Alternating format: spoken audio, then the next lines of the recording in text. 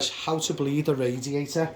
So firstly, you're going to need two things: a little bit of cloth, a little bit of kitchen roll, a little bit of toilet roll, old cloth, and what's called a radiator key. You can buy these from any chandlers, DIY merchants, plumbing suppliers, and they sometimes have them in petrol stations on like little bits and bobs shelves. This is what it looks like.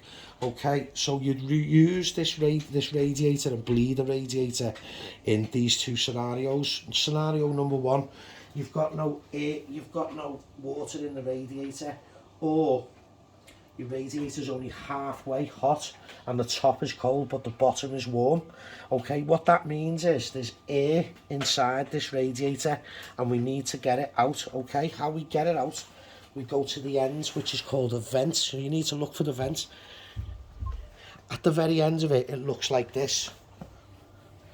Okay, and what that basically does is this key can slot into this hole here. Okay, so what we want to do, because we're waiting for the water to come out, we want to let the water rise and then let the air come out. So if the water can't rise to the top because the air will trap inside, so we want to release that air, and how we do that is by using this key and opening up at the end. When water comes through, you'll hear a hissing first if there's air inside there. When the water comes through, slowly turn that radiator off. Okay, what that will do is let the water fill to the top and heat your radiator right the way up to the top.